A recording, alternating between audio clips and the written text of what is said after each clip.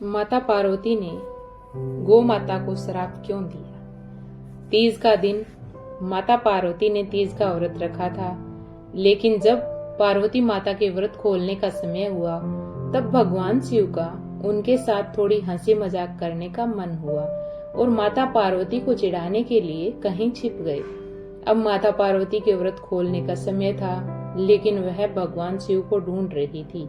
उन्होंने शिव जी को हर दिशा में हर जगह ढूंढा, गुफा, जंगल, पहाड़, लेकिन माता पार्वती को भगवान शिव कहीं नहीं मिले और अंत में थक हार कर माता पार्वती एक खाली मैदान में बैठ गई और शिव जी के आने का इंतजार करने लगी। समय बीतता गया, भोलेनाथ नहीं आए।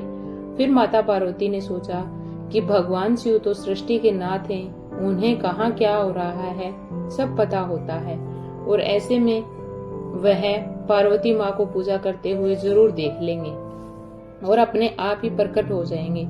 यही सोचकर माता पार्वती ने एक मिट्टी का शिवलिंग बनाया और उसकी पूजा करने लगी। जैसा कि पार्वती माता ने सोचा था, वैसे ही भगवान शिव का यह सब कुछ अदृश्य होकर देख रहे थे और मन ही मन मुस्कुरा रहे थे। और जैसे ही माता पार्वती की पूजा संपन्न हुई, शिव जी वहां पर प्रकट हुए और माता पार्वती को चिढ़ाते हुए बोले, देवी आपने तो अकेले ही पूजा कर ली, आपने मेरी प्रतीक्षा भी नहीं की, ऐसा क्यों? तब माता पार्वती ने कहा, हे प्रभु, मैंने तो आपका बहुत इंतजार किया। सूर्यास्त हो चुका था और रात होने वाली थी, इसलिए मिट्टी का शिवलिंग बनाकर आपकी पूजा कर ली और आपका व्रत संपूर्ण किया।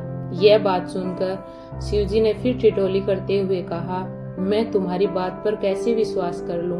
क्या इस बात का कोई साक्ष्य है? तब माता पार्वती ने कहा, यह गाय मेरी पूजा की साक्षी है, आप इन्हें से पूछ लीजिए। लेकिन वह गाय भी भोलेनाथ की इस हंसी मजाक के बारे में जानती थी, जिसकी वजह से शिव जी ने उन्हें माता पार्वती से पूजा के बारे में पूछा।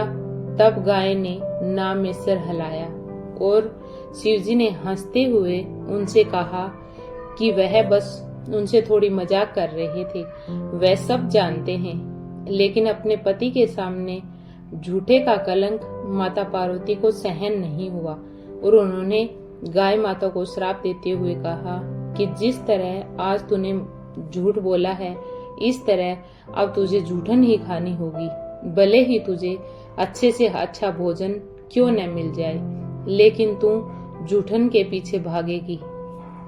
यह सुनकर गौ माता बहुत दुखी हुई। तब शिवजी ने माता पार्वती को बताया कि उसे गाय ने मेरे कहने पर ही झूठ बोला था और उनका इसमें कोई दोष नहीं है। यह बात सुनकर माता पार्वती को अपने श्राप पर बहुत दुख हुआ और उन्होंने गौ माता को यह आशीर्वाद दिया कि वह दिव्य जन्म है और उनके सभी गुण जैसे हैं वैसे ही रहेंगे, लेकिन उनका दिया गया श्राप अब नहीं टल सकता। धन्यवाद। प्लीज वीडियो को लाइक, शेयर एंड सब्सक्राइब जरूर करें।